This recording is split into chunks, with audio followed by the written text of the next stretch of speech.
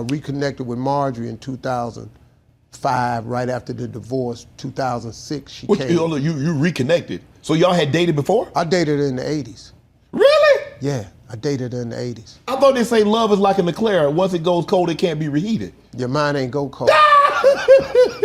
Red hot, poker hot, hot tamale hot. I'm talking about Tabasco. So, it's just I got in trouble. Right. When we started dating, I became homeless. Right. Wasn't no cell phones. Right. I just had a house number. She had a little baby. I figured what I got to offer this woman. I'm in trouble now. Right. So I just drove off. We never had an argument or nothing. Right. You know? Wow. Why did you continue to believe in love? After everything that you've been, like you're telling me you've gone through a divorce and things happened with the taxes and she took half the money, 3/4 of the money. Here I was, thought you were selling your money because you made all this money on Kings of Comedy and you got $1,700 to your name. Why did you believe in love twice? Why did you believe in you could find love again? Because of my mom and daddy. My mom and daddy was married 64 years. I saw what it looked like. Right. I saw what it looked like when it was hard, when it was good. I watched a man honor a woman. I've never seen nobody love nobody like my daddy loved my mama. That boy with that 3rd grade education, my mama taught my daddy how to read and write. I never seen nobody love nobody like Slick Harvey loved Eloise Vera. He'll kill you about her. And he embedded that in me and my 2 brothers. Anybody say anything about your mama, get that ass right there, right then. If you can't get that ass, come to this house, get your brothers, but go back and get that ass. She off limits. Ain't no jokes about your mama, ain't no nothing. That carried me to this day, man. You can't say nothing about Eloise Vera Harvey. She off limits, man. We ain't playing them games. Right. You start that your mama shit up at the school, we finna fight. When they would suspend me for fighting, my daddy said, what was you fighting for? I said, he said something about mama. He said, oh, okay. He embedded that like, okay, how he felt about your mother, his wife, you carried that with your... I just saw it, man. I went, wow, that's how you do it? And so you never had that before. In all your relationships before in the marriages, you never had that. What he had with your mom, you never had that. My first marriage, I got married when I was 24. I wasn't the man my daddy was. Okay. I was trying to do something he was doing and I ain't had equipment for it. Okay. I ain't know how to problem solve, navigate, negotiate. Right. I didn't know how to shut up in the argument. Right. I was just losing arguments because I kept them going. Right. I messed that up. The second one, yeah, that one right there, dog. That's just. Need another drink. I just said I don't do 2, but you got me in here now. You got me in here deep, Shannon. Oh, so okay, the second one. Obviously, that was the worst one. Normally, after a really, really bad traumatic experience, you're like, I'm done with this. It ain't for me. I was. Let me tell you something, man. When I got divorced in 2005, I was living in Trump Towers in New York. Right. On 48th and 1st. Yep. I said, after that, this is what I'm finna do. I had learned about private jet travel and stuff by then. Even though I ain't had no money, I had just signed this other contract trying to get back from that 1,700. I said, I'm gonna put bus schedules on my walls. I'm gonna have arrival and departure times. Right. That's how many women I'm finna roll up in here in 60B. Bus schedules, arrival and departure times. I'm finna roll them up in here on a continuous basis. I'm finna live my best life. God said, no, you ain't. Oh, I was gonna say, you about to be Nick Cannon before Nick Cannon then, huh? Nick is different. Nick is, I know where the drugstore at. So you was like, okay. I'm sorry, I don't want to say, sorry, Nick. You said, okay, Nick, I don't know where that came from, Nick. I swear to God. It's a Kevin Hart prank. I didn't mean to say that. I don't even know. Did I just say I know where the drugstore at? You just said that. I don't even know where that came from, man. See, that's that gift that just found. Yeah. But yeah, man, that was the plan. How did you and Marjorie reconnect? God said, no, you not. No, you not. You not finna do that. You finna get yourself together. Now, you done lost everything twice. Twice. You want to do it again? You want to do it again or you want to see what I got for you? You like a cat, Steve. The day after my divorce, I went to Vegas. Okay. I'm gambling. My bodyguard Boomerang on the phone talking to this girl named Sharon in Memphis. He asked about Marjorie. He said, Marjorie doing pretty good now? And I hadn't talked to her in years. Right. Boom tapped me on my shoulder and said, hey man, I got a phone call. I said, dog, I'm gambling. You know, I don't talk to nobody. He said, no, dog, you need to take this phone call. So I thought something was wrong. So I got her from the roulette table. I said, hello. She said, boy, what you want? I said, Marjorie? She said, yeah. So I just said, so how your punk ass husband doing? That's the first thing, first thing I said. Because he's a punk ass dude to me. I still hold strong to that one. I've never retracted that statement. Okay. I said, how your punk ass husband doing? Because I had heard she had got married. Right. She said, boy, I've been divorced 3 years. Uh-oh. Light bulb go off? You start smiling? I'm talking about, man, like a halogen light bulb, and they hadn't even been invented then. Ding! I ended up going to Memphis, met her for lunch. She told me about her divorce. I said, I'm divorced too. She said, boy, shut up lying. Because it hadn't went public. Right. And she said, shut up, I know you got married again. And I said, no. She didn't really believe it. It took me 2 weeks to convince her. We talked on the phone that New Year's Eve. She was in Hawaii with her kids. I'm on the phone with her all night, man. Just remembering stuff. Hadn't seen her. In Valentine's Day 2006, she came to New York. That was it, dog. She ain't left your side since? No. And God said, that arrival and departure sign, you're going to take that down off the wall. Wow. I showed it to you one time. You didn't get it then. And after her, man, I mean, really, you look at my career and my life after her, it's just been a rocket shot. You credit her for everything that we see Steve Harvey sitting here today. You credit her for that. The man that you became, the way you dress, the way you talk, the things that you have going on great in your life. You said, that woman over there. Because I know what it is. Now, a lot of dudes won't do that, and I understand that. You want to get your shine on, you this and you that. Yeah, but I was that before, and I wasn't this or that. Right. I was a comedian before. Right. I was a TV star before. So you tell me what the difference is. It got to be her. Right. Because for the first time, man, I had peace at my house. Oh. When you got peace at the crib, dog, you can plug in your battery pack and get rejuvenated to go out here and deal with the rest of this shit you got to go deal with. Right. Because, hey, man, you know, them folks out there, they not finna change. Racism out there. Right. It's on TV, it's on the internet, it's alive and well. She would give me the juice and the charge I needed to go back out there. She encouraged me. She told me I was something when I felt bad. She gave me but we was at the house laughing, having a good time, man. If you look at, since 2000, we got married in 2007. If you look at from 2007, I got Family Feud in 2009. The book came out 2009.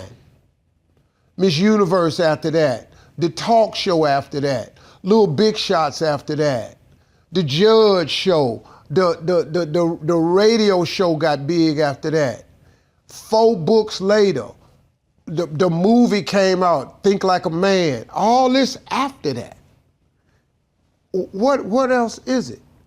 I just locked in with this chick, man, and she gave me a lot of good advice, man. She made me see things in a different way.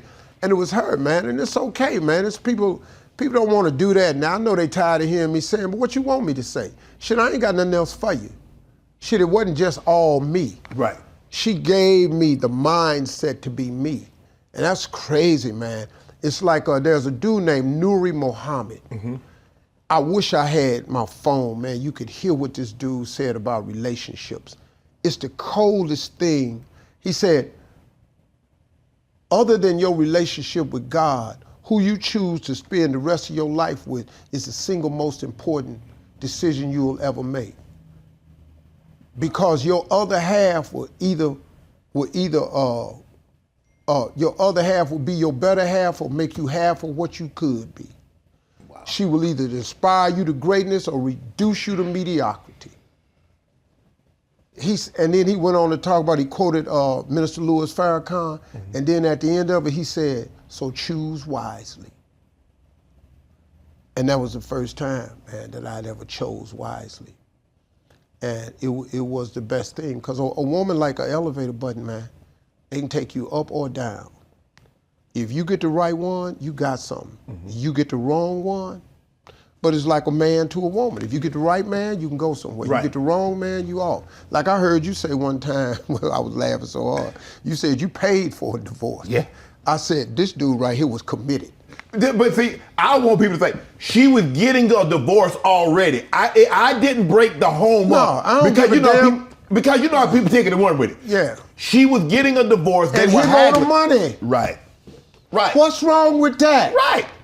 I'm trying to invest in my future. Right. See, these dudes kill me. That's what's wrong with this generation today.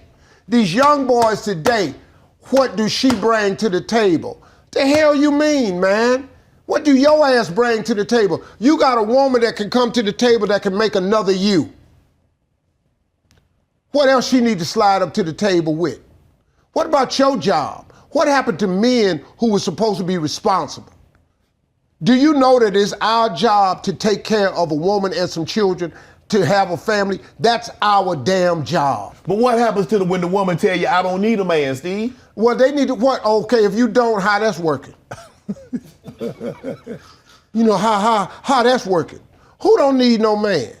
I'm independent. I can do for myself. Yeah, but why do you want to? Yeah, okay, you can drop a transmission. You can sandblast your house. But hell, do you want to? No. If somebody could get out there and drop this transmission for you and sandblast your house, why don't you go get your nails done? I'm not trying to reduce a woman to nothing else. Be all you can be. But damn, who don't need a man? That's a lie. What man don't need a woman?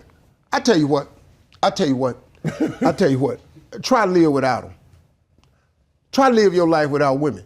This ain't about la-da-da, man. This is some bullshit without women. If it wasn't for women, what would you? Aristotle Onassis said it best. He said, if women did not exist, all the money in the world would have no meaning.